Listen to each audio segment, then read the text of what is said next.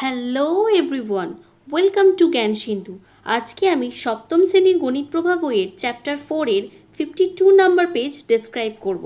তো আমার ভিডিও যদি তোমাদের ভালো লেগে থাকে তাহলে অবশ্যই ভিডিওটিতে একটি লাইক করবে এবং চ্যানেলটিকে সাবস্ক্রাইব করবে। আমি তোমাদের জন্য ক্লাস 7-এর প্লেলিস্ট তৈরি করে রেখেছি এবং যার লিঙ্ক আমি ডেসক্রিপশন বক্সে দিয়ে দিয়েছি।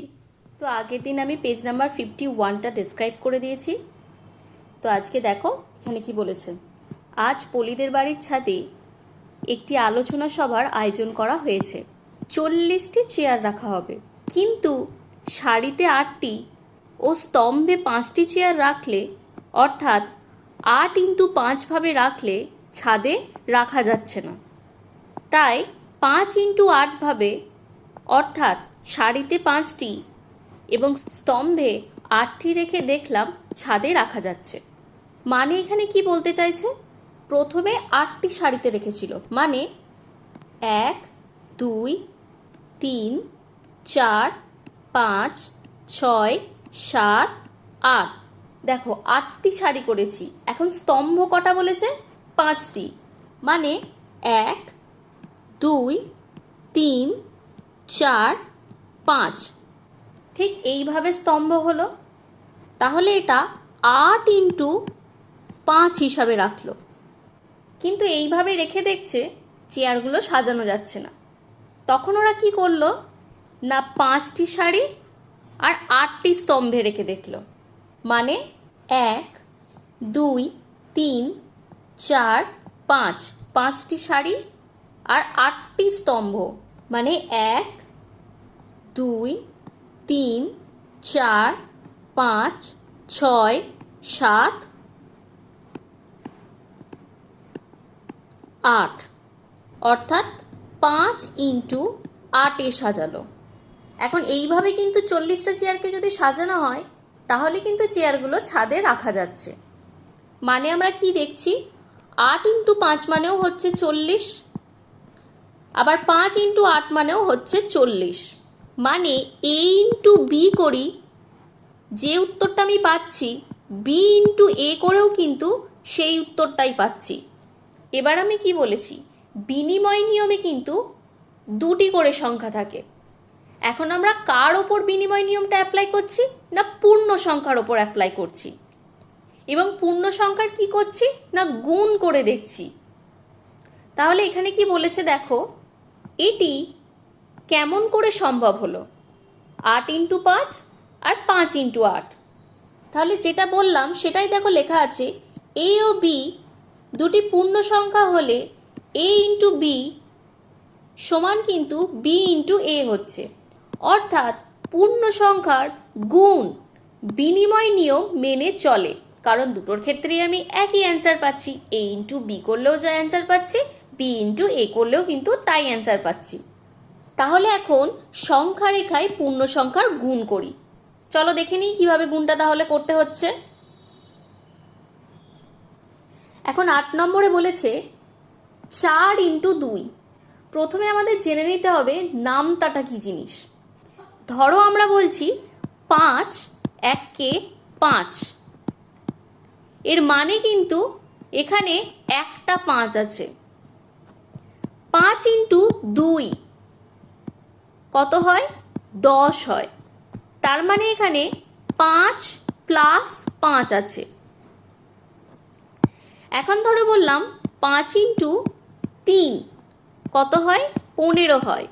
এটার মানে কি, 5 + 5 + 5, মানে 5 কতবার আছে, 3 বার আছে, মানে 5 3 বার আছে। 5 ইন্টু যদি আমি 4 করি তাহলে সেই ক্ষেত্রে কি হবে, 20, মানে এখানে 5 কতবার আছে, 4 বার আছে। দেখো 4 বার যোগ করে নিই,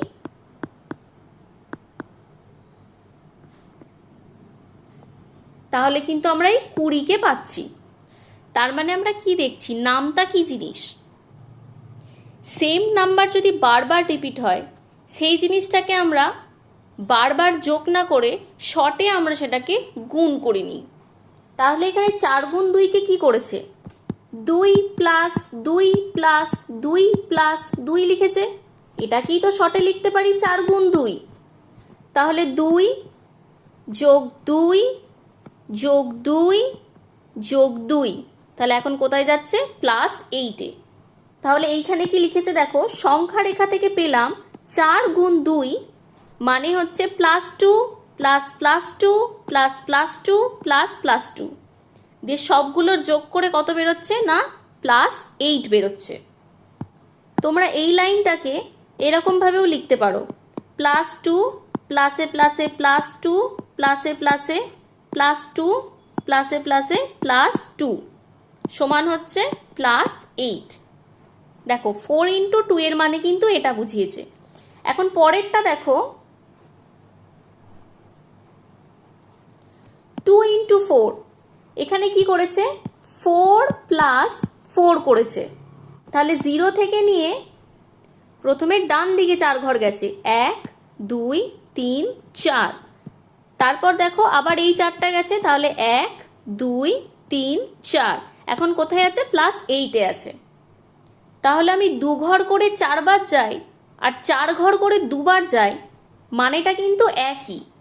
তাহলে সংখ্যা রেখা থেকে পেলাম 2 গুণ 4 মানে হচ্ছে +4 +4 মানে 8।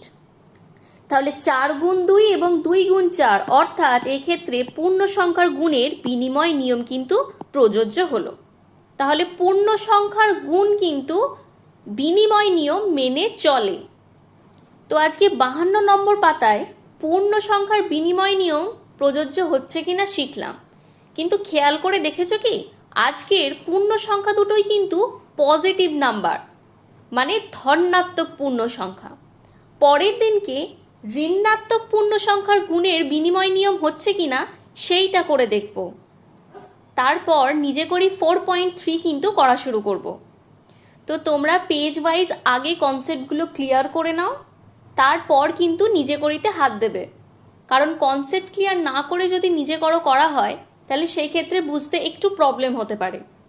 আর পূর্ণ সংখ্যার ইন্ট্রোডাকশন ভিডিও আমি অলরেডি একটা তৈরি করে রেখেছি, সেখানে একদম বেসিক জিনিস যেগুলো দরকার পড়ে ইন্টিজার সম্পর্কে সেইগুলো করা আছে।